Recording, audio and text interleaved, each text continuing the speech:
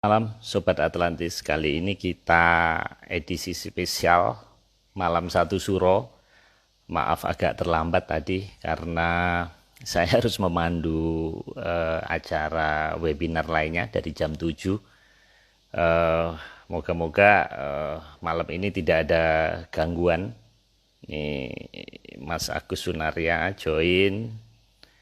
Kita tunggu Mas Agung. Topik kali ini adalah masih mengenai tembok Cina. Jadi cara apakah Cina bangsa pelaut? Sekarang kita akan membahas tentang tembok Cina. Apakah buatan bangsa Cina? Nah, ini apa teori apa lagi nih? Mas Agung, kedengeran Mas? Halo Pak. Ini belakang saya hijau dan saya pakai ini Sunda karena ini edisi Satu Suro Mas. Nah, gitu. ini hijau ini ternyata ada makna. Saya itu baru tahu kalau webinar itu kalau pakai virtual background itu selalu pecah. Ternyata harus hijau. Nah, kalau hijau itu ternyata jadi bagus. Nah, barusan saya jadi moderator di Iluni UI mengenai migas. Baru selesai jam 10 kurang 15, jadi mohon maaf terlambat. Mas Agung, kita lanjutkan obrolan kita. Masih mengenai rangkaian Natuna ini, masih seputar Cina ini ya. Atlantis kali ini masih seputar Asia Utara ini ya. Kali ini kita akan membahas lanjutan. Kalau minggu lalu laut, sekarang kelihatannya Mas Agung mengarahkan ke darat ini ya, ke temboknya.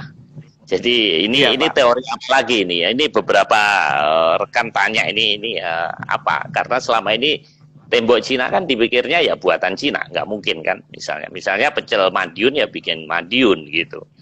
Nggak mungkin dibikin dari Medan misalnya gitu. Nah ini kok Mas Agung di sini mempertanyakan tembok Cina ini apakah Cina yang buat ini apa Mas? Bisa dimulai Mas kita 60 menit ke depan. Oke. Pada dasarnya gini Pak ya, bahwa tidak semua jenis makanan gitu yang dibikin oleh yang dikatakan suatu daerah pasti dibikin oleh daerah tersebut. Contohnya Bika Ambon gitu kan, tidak semuanya pasti dari Ambon kan Pak. Pecel Madiun gitu juga belum tentu pecelnya dari Madiun gitu, mungkin bisa jadi orang sini tapi pakai nama pecel Madiun gitu. Terus seperti saat ini bangunan tertinggi saat ini yang kita kenal ada di Dubai itu apakah dibikin orang Dubai kan bukan Pak, memang tempatnya di Dubai tapi yang bikin kan juga bukan orang Dubai gitu. Nah yang jadi masalah adalah apakah betul tembok Cina itu dibikin oleh orang Cina gitu, karena di sini kan kalau kita melihat kebanyakan dari mereka itu sering mengadakan klaim apa-apa mereka itu karya mereka, apa-apa itu lautan mereka, apa-apa daratan juga punya mereka. Bahkan kalau perlu India punya mereka, kalau perlu seluruh laut punya mereka gitu. Kan kemarin kita sudah yang di wilayah perairannya kita teliti dan ternyata memang mereka nggak ada dasar pelaut. Kalau dasar kelelep di laut mungkin sering. Tapi kalau dasar di laut nggak ini, karena hanya rata-rata mendekat ke daratan. Nah sekarang kalau mendekat ke daratan kan kemudian kita menuju ke daratannya sendiri, apakah benar sih yang di daratan juga mereka semua yang bikin gitu kan. Jadi kan ini juga harus dipertanyakan, karena siapa tahu ternyata ada peradaban lain yang membantu mereka, seperti halnya pembangunan Menara Dubai itu kan ada pihak lain yang membantu, bukan orang Dubainya yang bikin. Kalau biayanya mungkin dari orang Dubai, mungkin biayanya dari sana, tapi konstruksi bangunan, pembangunan dan pembelian material dan sebagainya semuanya bukan dari kemungkinan besar bukan dari Dubai. Begitu juga kita mencurigai hal tersebut untuk tembok Cina ini, karena kalau dikatakan dari Cina nanti akan banyak hal yang jadi janggal gitu Pak. Tapi bukan gaib kan Mas ya, bukan simsalabimnya itu ya, apa namanya Roro Jonggrang ya, bukan kan? Maksudnya yang dimaksud ini ada satu peradaban yang mempunyai teknologi tinggi atau gaib Mas? Kita tidak berpikir untuk yang gaib dulu Pak ya, jadi kita berpikir tentang teknologi tinggi dulu, bahwa ini ada negara yang mungkin dapat dikatakan wonderland untuk orang zaman sekarang, tempat yang sangat indah dan sebagainya gitu. Dan itu ada di berbagai banyak cerita memang ada. Dan sampai saat ini kan memang masih belum diketemukan itu ada di mana. Dan disitulah letak teknologi yang sebenarnya dari dunia ini yang ada saat ini pada kemajuan tertingginya ada di negara tersebut, bukan di Amerika. Kalau Cina ini kan mencurigakan aja gitu. Kalau sekarang apa nggak curiga Pak? Mereka kalau misalkan bisa bikin tembok segitu panjangnya, bikin bendungan aja enggak loh Pak, bikin dermaga aja enggak, bikin mercusuar yang lebih kecil aja enggak, gitu loh. Bikin benteng yang berbatasan dengan Jepang aja enggak. Yang dibatasin cuma sebelah sana aja. Berarti kan ini ada kepentingannya, bukan kepentingan di Cinanya, tapi ada kepentingan dari suatu bangsa lain yang butuh untuk menghambat sesuatu dari sebelah sana. Dan di Cina itu ada candi nggak sih Mas? Candi relief yang bisa menceritakan gitu. Kalau toh ada, pasti masih dalam posisi ditimbun sengaja Pak. Jadi saya ngomong tidak mungkin tertimbun alami itu, pasti ada. Karena kalau melihat dari beberapa pegunungan di sana, itu saya memang mencurigai adalah beberapa jenis bentuk piramid dan sebagainya yang harusnya ada di Cina itu, yang saat ini memang masih belum dibuka. Cuman saya lupa wilayahnya di mana, tapi cuman kalau dari Google Earth kelihatan sih. Google Maps juga kelihatan, kalau kita pakai tiren itu kelihatan bentuk-bentuk tertentu yang ini nggak mungkin alami kalau bentuk ya saya terserah ya, mungkin orang geologi ngomong itu alami, kalau bagi saya enggak gitu. Jadi ini semua itu pembuktiannya bukan berdasarkan teori, jadi harusnya memang digali gitu. Karena kalau memang pembuktian itu betul-betul kita harus selain pembuktian secara geologis juga pembuktian secara penggalian, bukan secara teori ya. Karena di Indonesia kan kebanyakan penolakan berdasarkan teori ya, bukan berdasarkan penggalian gitu. Jadi saya nggak percaya Pak, terus terang nggak percaya kalau Cina bisa bangun tembok sebesar itu gitu loh. Walaupun mereka ngomong itu dibikinnya sekian generasi, itu Bill Gates bener gitu loh, nggak percaya sama saya, total saya nggak percaya karena fakta lapangan saya tidak menemukan mereka bisa bikin dermaga, mereka nggak bisa bikin tembok di sebelah timur, mereka nggak bisa bikin mercusuar aja mereka nggak bisa bikin gitu. Masuk iya tembok segitu gedenya bisa dibikin gitu, itu kan layak dipertanyakan. Lagian saya juga belum pernah mendapatkan data radiometri apakah sesuai dengan umur yang mereka ceritakan itu, bahwa tembok itu dibikin tahun sekian itu apakah ada radiometri yang menjelaskan bahwa tahun sekian beneran berdasarkan data radiometri. Itu belum ada Pak, belum ada, atau saya mungkin belum dapat ya, nggak tahu. Ini teori ini aneh, karena anehnya apa? Ada barangnya tapi tidak dipercaya. Sementara ada orang yang percaya tapi tidak ada barangnya. Nah ini teorinya Mas Agung ini agak menyimpang ini. Saya rasa ini bakal ditentang para historian dan para sejarawan ini teori ini Mas. Silahkan Pak, kalau mau menentang silahkan. Karena pada dasarnya masuk gini ya. Oke. Sebentar Pak, ini seperti yang saya ceritakan tadi kan, Menara Dubai itu kan juga bukan dibangun orang Dubai Pak, harap diingat, iya kan, bahwa beberapa bangunan yang ada di Dubai yang bergerak besar-besar itu juga bukan orang Dubai yang bikin. Jadi kalau misalkan saya curiga bahwa itu yang bikin bukan orang Cina, sangat logis Pak. Sebenarnya. Oke, sekarang monggo mau dilanjutkan lagi. Oke, kita langsung ke slide karena malam ini cukup banyak, sekitar 15-16. Ini slide pertama apa ini? Oh ini ini Pak Marius di tembok Cina. Ya, itu Pak Marius kan yang pakai kaos putih. Oke. Oh iya, saya baru sadar. Gitu.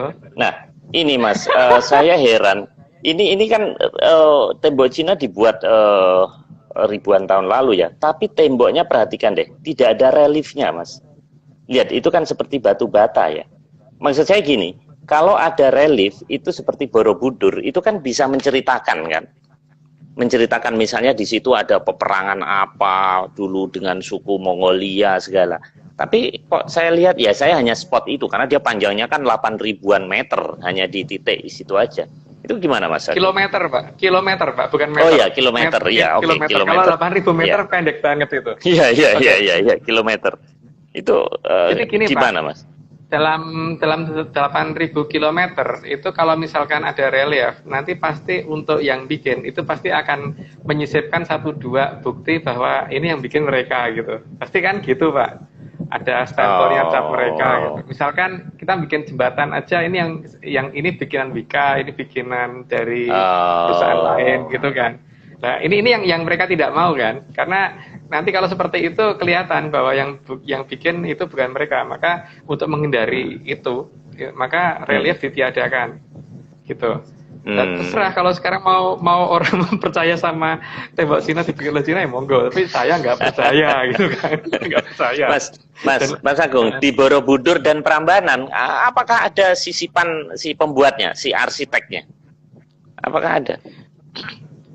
Ada beberapa bagian itu kelihatan bahwa di sana nanti kalau Pak Marius lihat ada bentuk bangunan yang menggunakan pilar cukup besar, itu 2 lantai. Itu ada.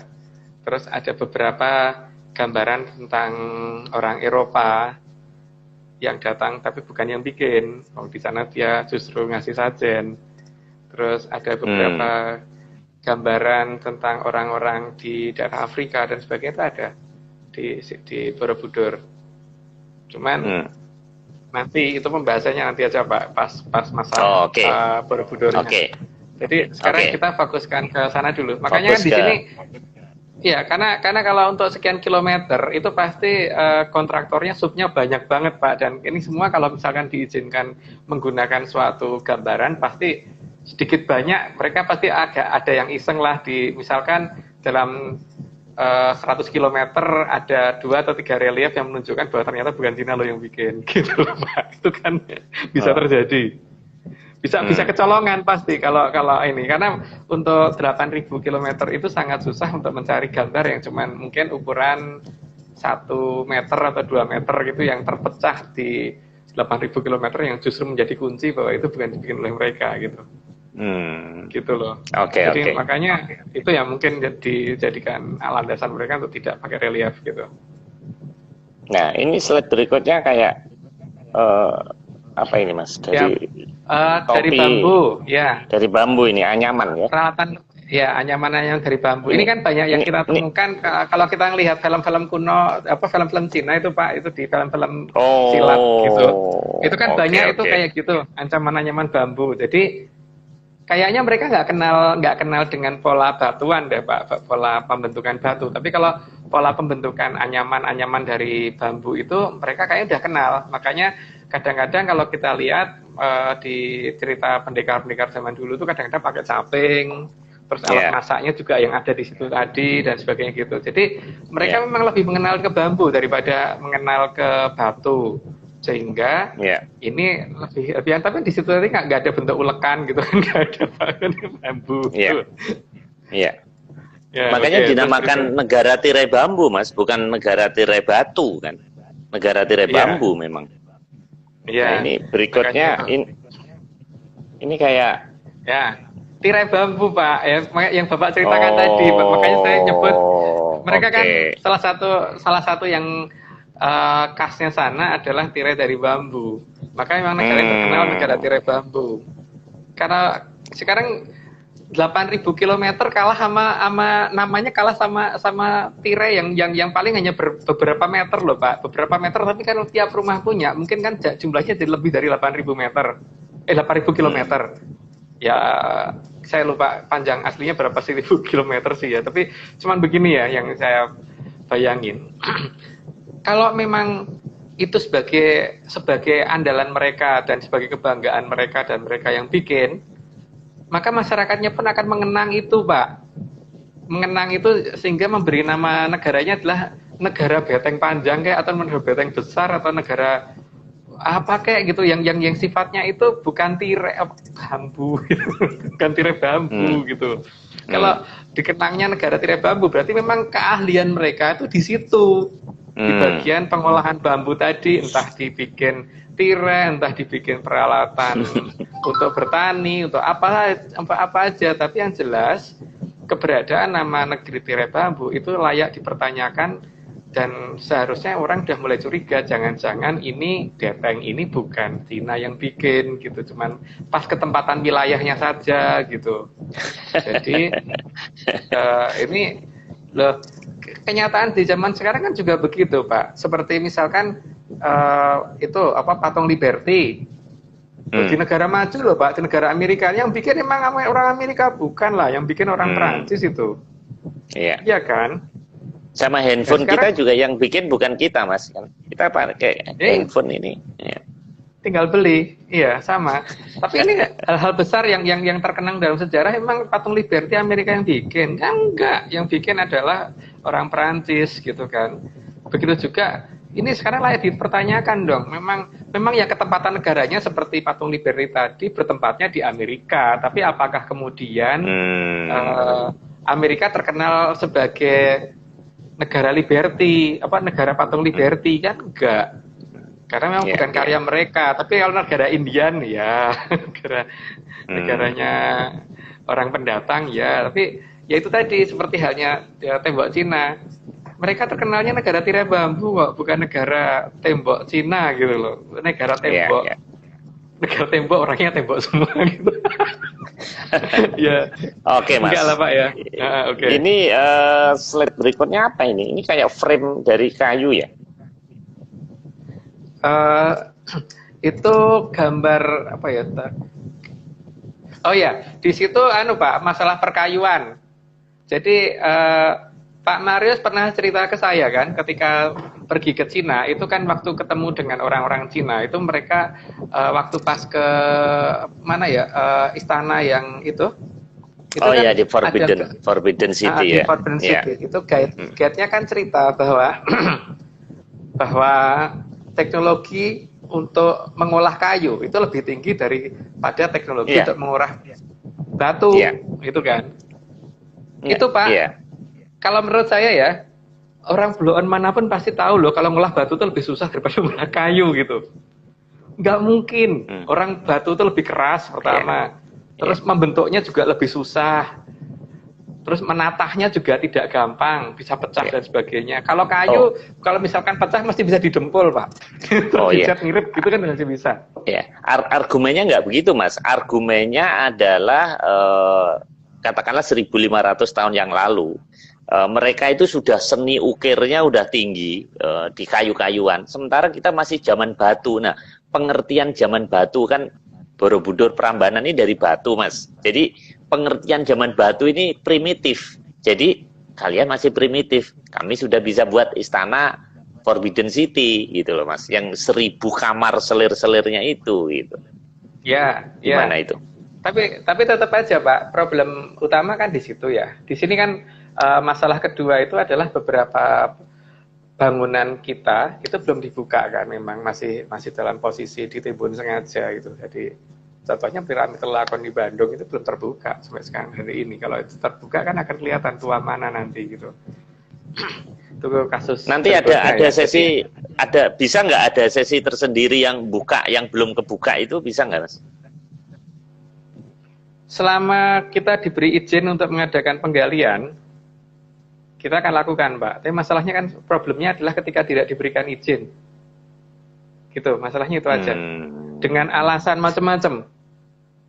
Yang jelas bagi saya adalah ketika itu suatu bangunan, kemudian membuktikan bahwa itu bangunan atau bukan, itu dibuka. Bukan kemudian pakai teori ya. Karena di sini memang yang paling penting adalah setelah diadakan geolistrik atau tes apapun, ya langkah berikutnya dibuka. Gitu, bukan dilarang dibuka. Jadi kalau mereka menyatakan bahwa ketika kita masih primitif mereka sudah punya seperti itu, kita bisa balik lagi di Candi Penataran. Itu pernah ada relief yang saya tunjukkan di sini juga, itu menunjukkan bahwa posisi orang Cina di belakangnya orang Jawa lagi, dan posisinya seperti seorang pengawal yang berdiri itu pun paling belakang Pak. Jadi di belakangnya masih ada orang berpakaian seperti orang Angkor Wat, terus berpakaian seperti orang Amerika Latin, itu kan pernah ya kita ini. Nah tapi di Cina memang ada gambar orang Jawa di belakang mereka gitu, gambar orang Indonesia di belakang mereka gitu, nggak ada Pak. Jadi tidak bisa dikatakan seperti itu.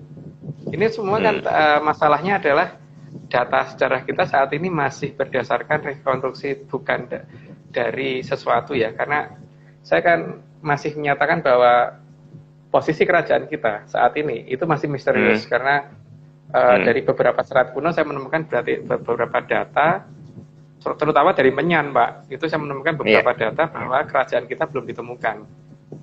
Yang gitu. Belum ditemukan. Ya. Selama ini yang selama ini yang maksudnya kerajaan ini lokasinya atau fisiknya? Kalau fisiknya kan memang udah hancur, sudah nggak ada. Bukan fisiknya, Pak, belum ini. Ya, sebagai gambaran mungkin gambaran kecil saja ya, tapi mungkin saya tidak bisa terus terang banget di sini bahwa patokan sungai besar, Sungai Berantas itu bukan di Jawa Timur yang kita curigai. Pak Marius pasti sudah tahu kan, cuman saya belum bisa bicara di sini, posisinya di mana, karena ini sangat rawan kalau kita bicarakan. Tapi karena Sungai Berantasnya sudah ketahuan, maka di mana Majapahit, di mana Kediri, di mana yang lain-lain akan ketahuan dengan jelas. Dan itu Bapak Marius akan tahu banget bahwa itu bukan di wilayah yang ditunjukkan oleh sejarah nasional kita kan. Gitu. Wow. Sehingga nanti dari situ kita bisa melacak di mana posisi dermaga, di mana posisi disembunyikannya armada dan sebagainya, kita bisa mencari. Cuman ya itu jangan dibicarakan di sini. Gitu, Pak. Jadi itu kalau mereka itu masih ada, Mas ya. Bukti-bukti itu ada bahwa kita bangsa pelaut segala itu memang ada. Tapi belum terungkap begitu. Ada. Oke, Mas. Itu sesi tersendiri, jangan. Itu nanti kita nggak selesai ini, kita nggak kelar nanti. Oke, ini ada ulek-ulek sama apa namanya? Nah, itu kan keterampilan membuat batu, Pak. Keterampilan bikin batu itu kan lebih susah. Jadi Jawa itu kan di Indonesia ya, bukan hanya di Pulau Jawa ya. Saya lihat kemampuan membuat seperti itu sungguh sangat hampir tersebar dari Sabang sampai Merauke. Makanya kalau hanya bikin patung dan sebagainya di negara kita jago banget kalau bikin seperti itu, dan bikin bangunan besar dari batu dan sebagainya itu logis gitu loh. Nah, sementara mereka itu kan membikin tembok dari batu, tapi keahlian mereka dari kayu. Keahlian mereka dari malah mencurigakan lagi dari kayu. Wong itu yang jelas. Kalau mereka terkenal sebagai negara yang pengukir seperti itu harusnya kan ya negaranya terkenalnya bukan seperti kayak Jepara gitu ya, misalkan terkenal ukirannya gitu. Ini kan terkenalnya tirai bambu, Pak. Belum tentu loh mereka yang bikin Forbidden City juga. Kapan-kapan perlu kita ungkap ini, sebenarnya Forbidden City itu dibikin oleh mereka atau orang lain, ada kontraktor lain dari luar negeri yang membangunkan untuk mereka gitu. Jadi, itu di penelusuran Menyan ada clue-nya, Mas? Ada dong. Oh gitu ya? Ada. Makanya saya curiga dengan banyak hal itu. Jadi yang Mas Agung omongkan itu sebetulnya nggak ngaco ya? Ada petunjuk ya? Artinya ada dasarnya ya? Ada source-nya ya? Nggak asal ya? Ya, karena memang paling gampang itu kan kalau kita menelusuri sejarah itu bukan berdasarkan tulisan, Pak. Yang paling gampang bertanya kepada orang yang hidup di zamannya gitu kan. Itu paling gampang. Seperti kalau 3.000 tahun lagi gitu, nanya ke Pak Marius, walaupun Pak Marius itu bukan seorang presiden, tapi kalau ditanya ibu kota di mana pasti bisa jelasin, Pak. Iya. Paling gampang. Saya pernah belajar ini, Mas, teori ini. Jadi kalau masa lalu itu kita bisa ngelihat karena sudah terjadi, energinya ada. Tapi kalau masa depan kita tidak bisa tahu karena memang belum terjadi. Jadi sebenarnya dukun itu tidak ada. Tapi kalau dukun ke belakang bisa, karena bisa past life-nya kita bisa kejar. Tapi kalau future kan belum terjadi, jadi kita nggak bisa dong. Gitu. Itu benar nggak teori itu?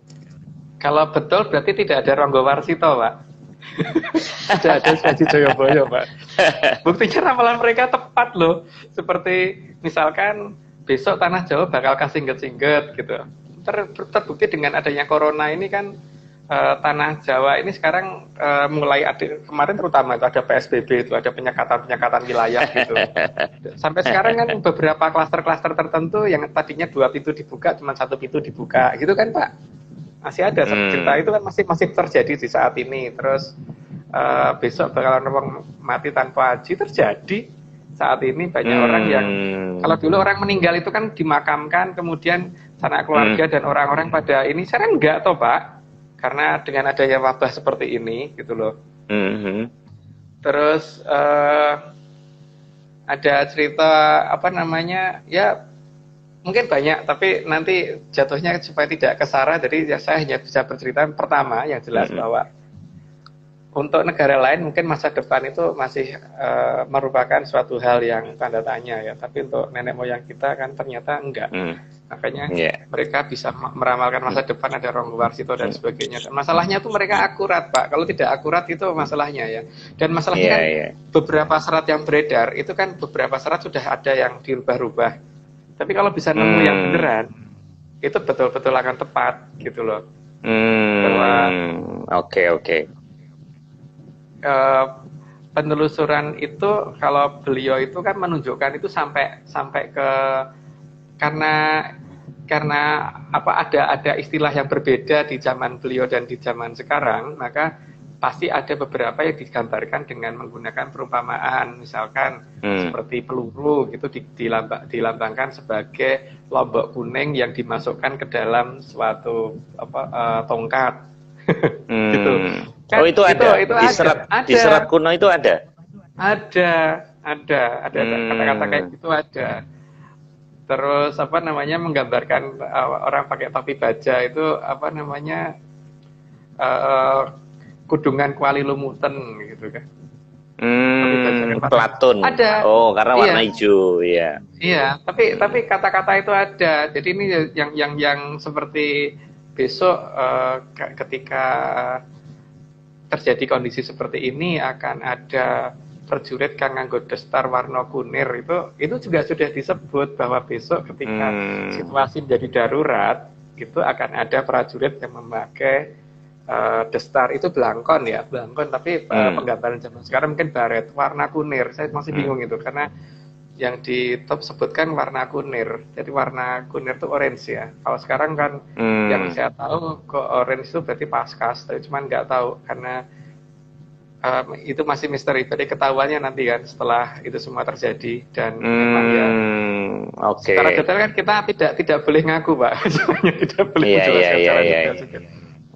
Oke. Jadi artinya masa depan bisa dibaca Pak untuk leluhur kita. Ya.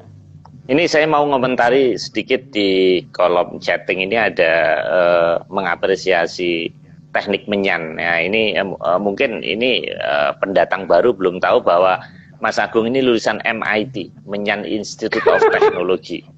Jadi memang dari awal komunitas ini itu unik, mau mengangkat menyan sebagai objek penelitian. Memang mereka declare seperti itu. Nah, disitulah saya kagum. Makanya ada zaman sekarang orang yang memakai menyan kemudian membuktikan secara faktual. Jadi beda kalau menyan dalam film-film mistik itu kan untuk yang jin, setan. Nah, di sini enggak ternyata. Di sini hanya metode untuk mencari informasi, kemudian informasi itu dibuktikan di dunia nyata. Nah, ini salah satu metode yang luar biasa. Cuman sayangnya Mas Agung tidak dibekali alat-alat Mas ya, terbatas ya.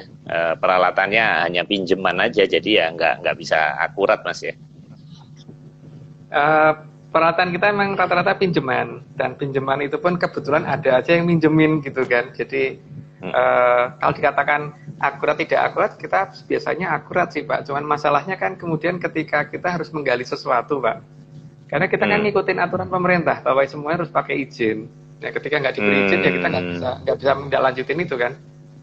Bahwa kita sebagai warga negara yang taat hukum, berarti kalau melakukan sesuatu harus ada izinnya. Kalau tidak diberi izin ya sudah. Tapi yang jelas, saya nggak percaya dengan cara resmi saat ini, gitu aja. Karena berdasarkan data yang kita terima dari leluhur di zaman dulu, itu tidak menceritakan seperti yang dijelaskan dalam secara resmi.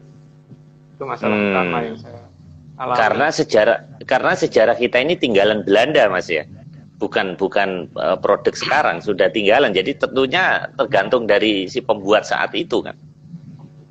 Ya, salah satunya itu. Dan kalau saya melihat Belanda sendiri juga tidak bisa mengungkap banyak hal karena kenyataan yang ada beberapa wilayah yang saat ini saya curigai sebagai bekas kerajaan yang seharusnya di situ, tapi diklaimnya Belanda ada di Jawa Timur dan sebagainya itu tidak, mereka ternyata juga tidak begitu tahu, gitu. Tapi paling tidak ini apa namanya ya untuk urutan sementara, urutan sementara dan minimal supaya kita punya kebanggaan pernah punya nenek moyang yang besar itu adalah sedikit dibuka oleh orang Belanda walaupun itu tidak lengkap dan walaupun sebagian digeser posisinya gitu loh. Iya. Oke Mas, kita lanjutkan, masih cukup banyak slide kita. Ini berikutnya. Ya itu Forbidden City. Bukan itu rumah ya, orang Cina itu kan kebanyakan ternyata terbuat mayoritas bangunannya bukan batu bata dan batu ya, tapi mayoritasnya kan kayu seperti yang mereka ceritakan tadi gitu loh. Jadi teknologi batunya ini yang kita curigai karena kalau misalkan mereka bisa bikin tembok sebesar itu ya minimal masyarakatnya sendiri itu bangunannya mayoritasnya akan ya batunya banyak gitu. Bukan mayoritasnya di kayu gitu. Jadi batunya itu jadi tembok Cina tapi rumahnya dari kayu gitu Mas ya. Ya, jadi seperti gini Pak. Mungkin ekstrimnya gini. Kalau Pak Marius ngeklaim bahwa bisa bikin jembatan misalkan jembatan di Palembang gitu. Misalnya Pak Marius yang bikin gitu. Tapi rumahnya Pak Marius jadi gedek gitu. Siapa yang percaya, Pak? Ini kan ekstrem perbandingannya itu kan. Mereka katanya bisa bikin tembok segitu gedenya gitu, tapi mereka bangunannya rata-rata dari kayu gitu loh, Pak. Ini kan sesuatu hal yang kita bisa bikin Borobudur, rumah kita juga bukan dari batu, Mas. Kan kita enggak juga kan. Sama kan. Saya udah ngomong, Pak, bahwa beberapa wilayah kita itu belum terbuka. Jadi posisi kerajaan-kerajaan kita ini masih misterius, tidak di lokasi yang ditunjukkan dalam sejarah resmi. Gitu loh. Mas, pakai analogi tadi Mas, kalau tempat pemujaannya aja segede Borobudur dan Prambanan, pasti tempat tidurnya kan pasti lebih gede lagi dong yang dihuni. Sama juga dengan China kan, kalau dia bisa membuat tembok Cina sebesar 8.000 kilo, mestinya dia punya kerajaan yang dahsyat begitu kan Mas? Betul nggak itu? Iya, jadi minimal tuh kerajaannya ya hampir satu provinsi sendiri itu loh Pak, menurut perhitungan saya. Itu kan kira-kira cuman satu kota nggak nyampe toh Pak? Nggak sampai. Nggak nyampe kan satu kota. Satu desa nyampe nggak Pak? Oh nyampe Pak. Kan istrinya aja 1.000 Mas itu. Oh ya, satu desa ya. Kalau satu kecamatan nyampe nggak itu? Kalau bangunannya sih enggak Mas. Artinya bangunan yang Forbidden City itu enggak. Tapi kalau mungkin wilayah, ya sama lah kayak Majapahit sekarang. Kan Majapahit katanya NKRI Sabang Merauke, tapi kerajaannya sekota sawah gitu, gimana? Kan sama dong teori Mas Agung juga sama dong. Enggak, makanya kapan-kapan ke Cibubur Pak, saya tunjukin Majapahit di mana. Wow. Saya tunjukin beneran posisi Majapahit ada di mana. Jadi kenapa nanti ada daerah namanya ini terus itu kelihatan seperti itu. Nanti ini. Oh iya, Mas, saya baru ingat nanti akan ada sesi yang sungai-sungai itu loh. Kan sebentar lagi ini kan musim hujan nih. Jakarta nih kan udah mulai nih. Nah, banyak pakai kata-kata rawa segala. Nah, itu saya minta itu nanti dibahas. Tapi ini kita selesaikan dulu Mas malam ini. Ini nggak selesai, ini baru slide ke-7. Slide ke-7 ini tukang kayu ini Mas ya. Ya, ini kan peralatan Pak. Jadi gini ya, pada dasarnya peralatan pertukangan untuk mengolah kayu dan mengolah batu itu ada beberapa yang mirip, tapi mempunyai kekerasan yang beda dan mempunyai butuh teknik yang berbeda.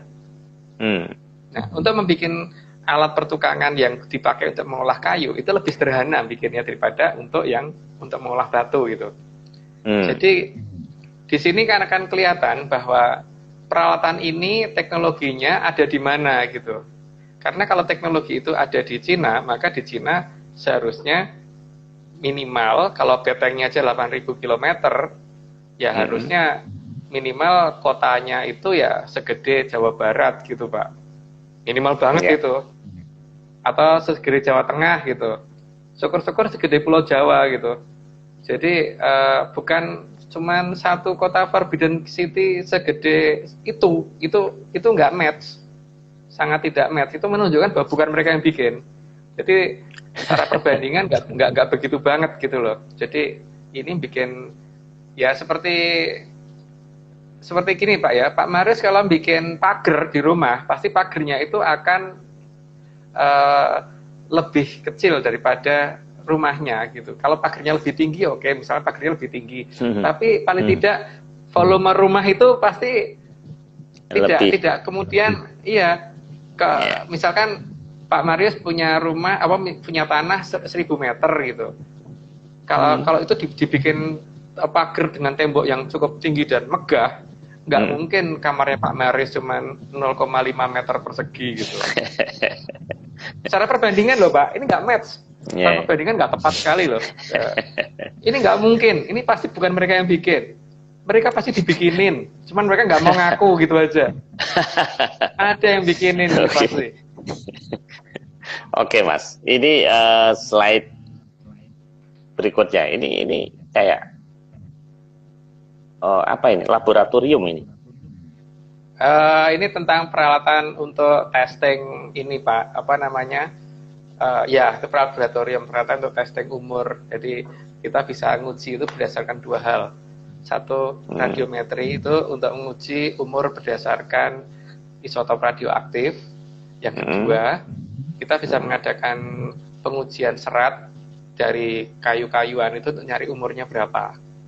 Nah, problemnya adalah apakah ini pernah dibuka dalam cerita sejarah Cina bahwa sebenarnya tembok Cina itu kalau di radiometri umurnya berapa sih?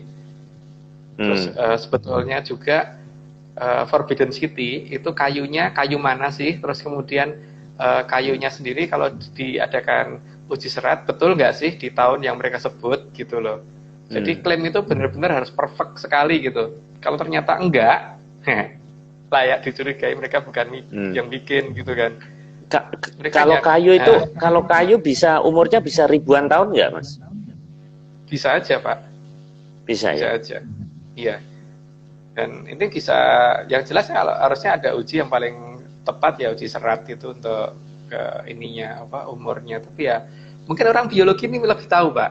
Orang di IPB sana lebih ngerti, orang pertanian mungkin lebih tahu lah. Atau ya yang jelas saat ini kita kayak gugon Tuhan Pak, jadi gugu doang gitu. Mereka ngomong ini tembok Cina buatan Cina, nggih gitu kan. Ini Forbidden City buatan Cina, nggih gitu.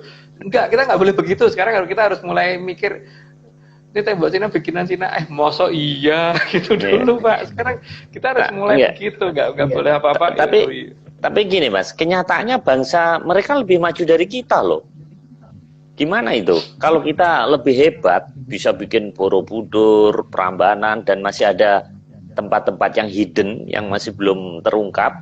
Berarti kan nenek moyang kita waktu itu jaya, tapi kenapa kita kok jadi keturunan kita kalah dengan keturunan Tiongkok? Produk-produk kita aja sekarang produk Cina. Berarti kita gimana? Jangan-jangan kita juga bukan anaknya leluhur kita, jangan-jangan. Mungkin di waktu yang pertama dulu saya pernah cerita ya bahwa memang ada perjanjian bahwa mereka harus pergi dulu dari kita paling tidak 500 tahun, tapi bangsa itu ternyata masih membela kita sehingga sebelum sampai 500 tahun kita sudah dibantu untuk tidak berantakan. Tapi mereka akan menepati janji bahwa di titik itulah nanti semuanya akan dikembalikan. Cuman gini Pak ya, saat ini memang banyak yang sudah berubah di tempat kita, dan kita bisa melihat bahwa Cina maupun Jepang itu tradisional dipegang ketat, dipegang erat Pak. Tapi di sini kan enggak. Coba deh, paling tidak di sistem kurikulum kita saja itu justru tradisional itu kayaknya dihindari kan Pak. Bahkan semua hal harus berdasarkan standarisasi Barat. Jadi tidak ada yang namanya standarisasi menyan di sini itu. Jadi standarisasinya kita tidak gini Pak. Jadi ketika ya seperti pernyataannya BK ya Bung Karno dulu bahwa jangan sekali-kali meninggalkan sejarah. Kita sudah meninggalkan itu semua kok, karena kenyataannya ketika saya melakukan penelitian sejarah kita memang belum ditemukan. Ini semua hanya bikinan Belanda, yang aslinya belum. Gitu. Jadi mungkin suatu ketika pelan-pelan mungkin kita akan bicarakan itu. Tapi untuk saat ini kayaknya belum tepat untuk memberitahukan di mana sih posisi Majapahit, di mana sih posisi Jenggala, di mana sih posisi Kediri dan sebagainya, itu belum. Belum. Di mana sih posisi Berantas yang sebetulnya, itu belum. Gitu. Jadi kalau dikatakan bahwa kita kalah dengan Cina, ya saat ini. Karena apa? Karena kita mau meninggalkan itu semua dan kita berusaha menghilangkan itu semua. Contoh yang paling jelas itu gini. Kita mengerti betapa hebatnya orang Dayak pada saat kalau tradisi pada saat mereka masih pegang tradisinya itu. Apakah pemerintah kita kemudian membangun pasukan khusus berdasarkan tradisional, Pak? Enggak kan? Misalkan pasukan adat Nusantara, salah satunya itu pasukan Dayak dari Kalimantan gitu. Enggak kan, Pak? Iya, kalau itu kaitannya dengan senjata, Mas. Karena senjata kita kulakannya kan dari barat. Otomatis kan formasi pasukan kan juga dari senjata itu gitu. Ya, tapi kan gini Pak, itu kan suatu hal yang disingkiri oleh negara kita sendiri ya, bahwa banyaknya orang-orang kita yang seperti itu tidak dimanfaatkan pemerintah untuk mendukung negara ini gitu, malah bagaimana mereka pergi gitu, atau mereka menyelenap bagaimana gitu loh. Seperti ini Pak, saya pernah ke terminal Jogja, itu saya lihat ada preman di sana, waktu itu pas kebetulan ada masalah. Saya lihat dia ditembak, enggak mempan.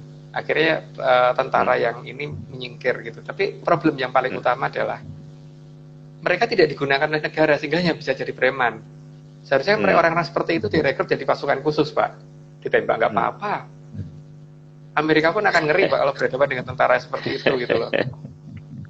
Di negara kita banyak banget orang seperti itu, dan orang yang mempunyai kemampuan di atas rata-rata orang normal gitu. Dan itu tidak dimanfaatkan negara.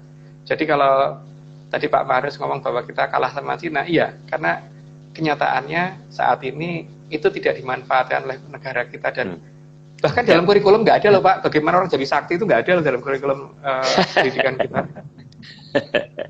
Padahal kenyataan di lapangan banyak. Mas, kenyataan di lapangan banyak. Mas, satu hal, tadi kan bilangnya ada preman yang nggak cerdas ditembak.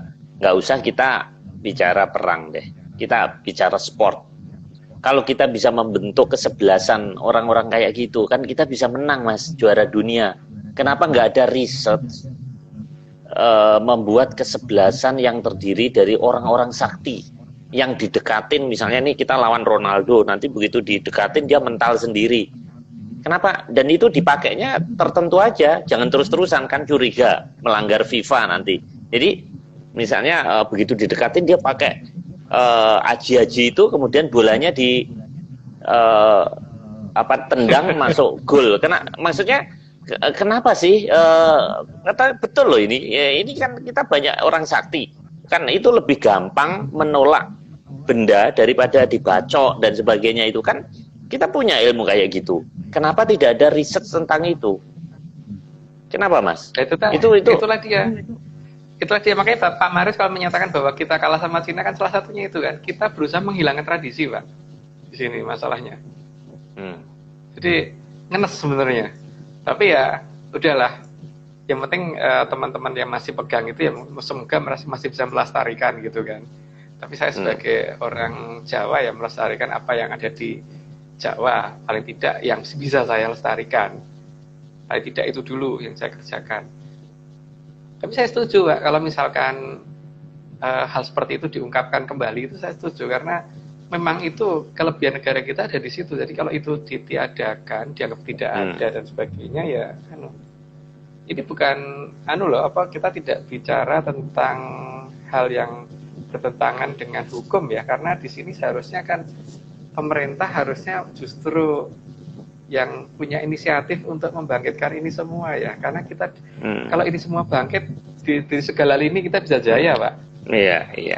Iya sama aja gini loh Mas, kan ada orang yang mempunyai ilmu yang dia kalau loncat terus bisa loncat sampai rumah segala. Saya ingat itu cerita-cerita itu. Nah kalau memang itu benar ada, kenapa nggak kita bentuk tim atletik untuk lompat jauh misalnya, lempar lembing segala. Kenapa nggak dipakai? Kan selama ini tidak ada uji kanuragan, yang ada kan hanya urin kan, yang ada hanya uji apakah pakai doping. Tapi kalau orang uji ini sakti atau enggak, bagaimana?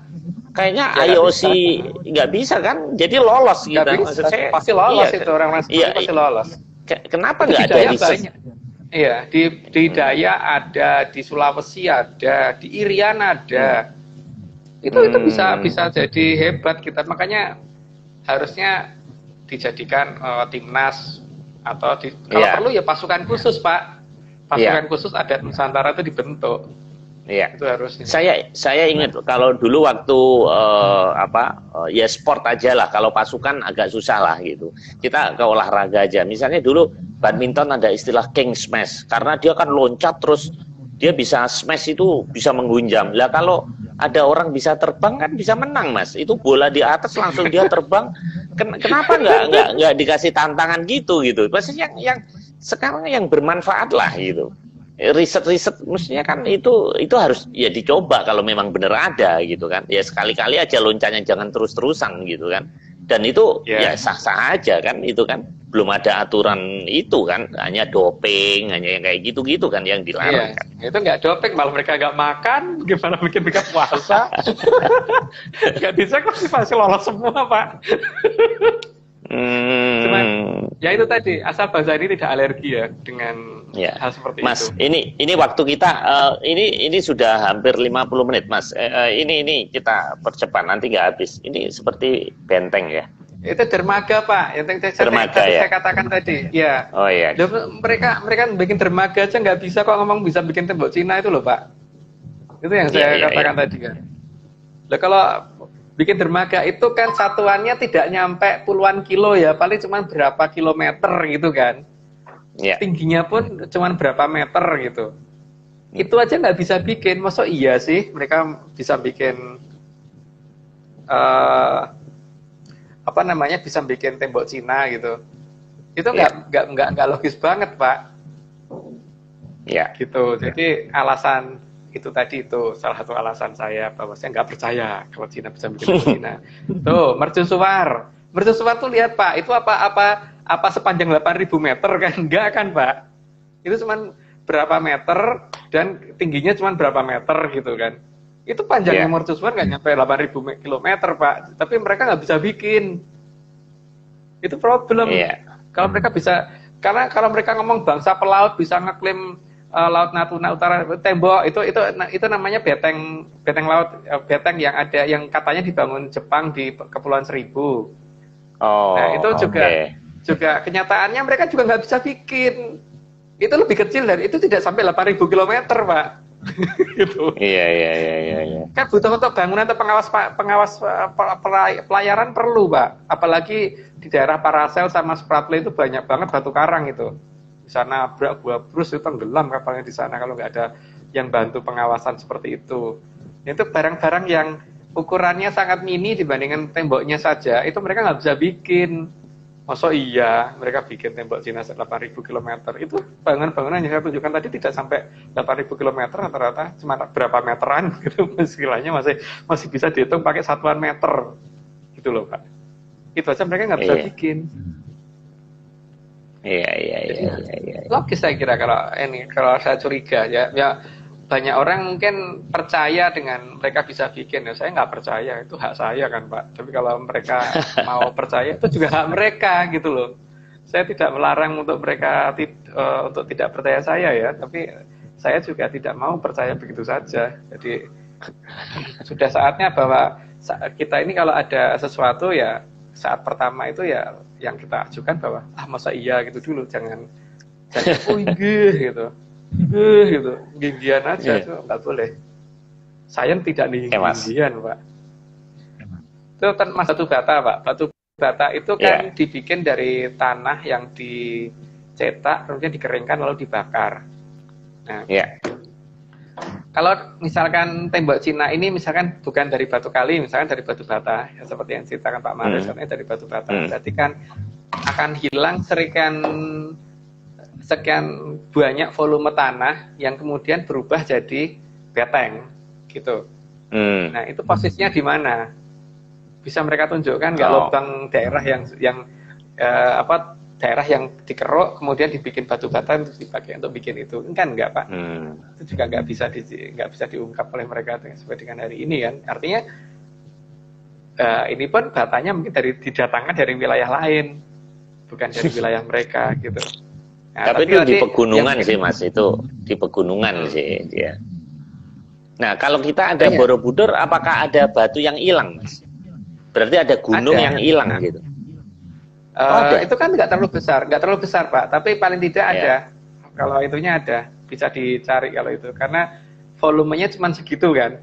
Tapi kalau 8.000 km kali tingginya berapa, kali lebarnya berapa, itu jelas besar sekali Pak. Gitu ya.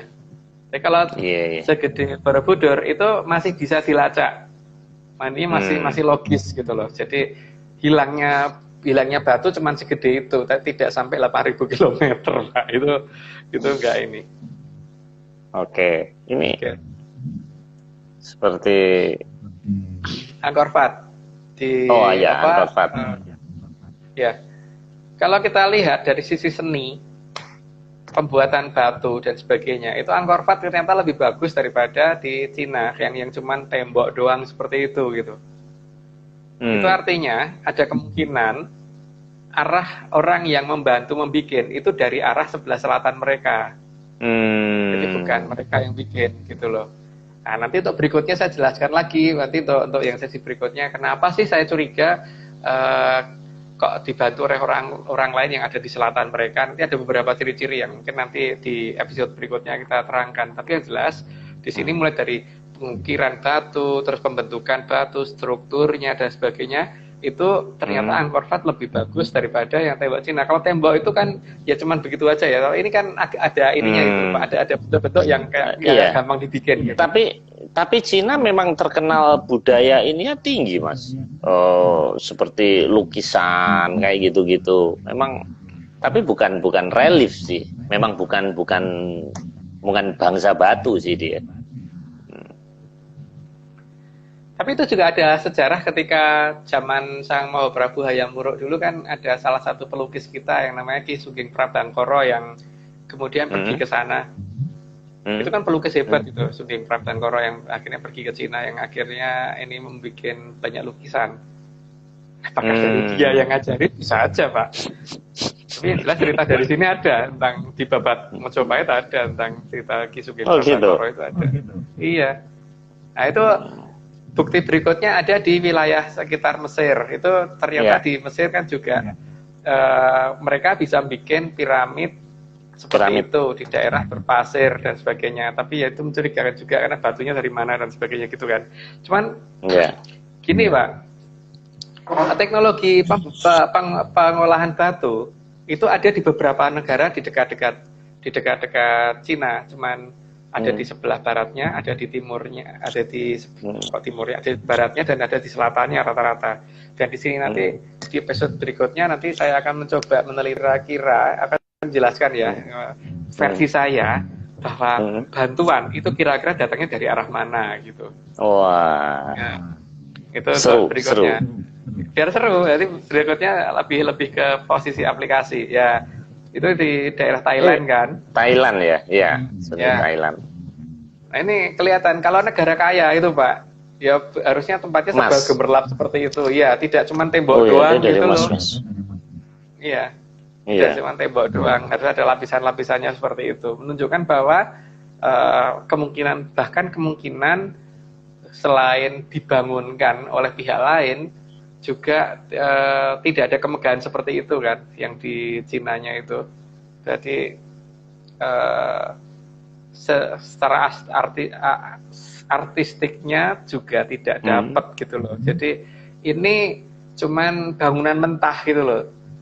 Jadi tidak ada reliefnya, cuman tembok doang. Itu pun juga tidak bisa bikin bendungan, tidak bisa bikin bentuk, maksud saya bendungan yang gede, ukurannya ya minimal 10 km kayak atau gimana gitu, atau bikin dermaga dan itu semua. Tapi itu terlepas dari itu semua Mas, Cina kan terkenal bangsa yang ulet. Apa itu jelek? Kan bagus, kita justru harus mencontoh mereka itu yang ulet, yang kerja keras, karena jumlah penduduknya banyak Mas. Di sana itu jadi persaingan. Waktu itu saya dapat guide dari Mongolia, dia cerita di Mongolia itu kerja 3 bulan untuk hidup 9 bulan, karena 3 bulan ini musim panas, 9 bulannya dingin, yang di Mongolia sana utara bahkan sampai bulu mata itu bisa lengket. Jadi akhirnya dia lari ke Beijing, kemudian jadi guide. Jadi persaingan penduduk 1,3 miliar itu memang bukan main ininya. Nah kalau kita kan masih hidup, nggak makan, nongkrong pinggir jalan ada yang ngasih, malah sekarang ada program itu yang BPJS yang gajinya di bawah 5 juta dapat 600.000, iya kan. Nah, di sana mati Mas, nggak ada. Makanya kenapa kalau kita ke Korea, ke Cina, Jepang pastilah itu. Kenapa saya lihat bukit itu bisa benar-benar bagus gitu, nggak kayak kita puncak, nggak karu-karuan. Ternyata memang di sana nggak bisa hidup. Kalau nggak ada listrik, nggak ada saluran air itu nggak bisa hidup. Karena ekstrim. Alamnya ini ekstrim, ya klimatnya ekstrim, kemudian penduduknya banyak gitu. Nah itu yang membuat mereka menjadi bangsa yang kuat. Nah kita ini katanya leluhurnya kuat, tapi kalau kenyataannya nggak punya pulsa aja udah nggak bisa hidup kita. Jangankan ya jadi petarung. Anak sekarang itu nggak takut jin setan gendruwo Mas, tapi nggak, pulsanya habis itu lebih takut itu. Mentalnya seperti itu gitu. Jadi maksudnya terlepas dari bukti-bukti itu, mereka itu terbukti unggul gitu loh Mas.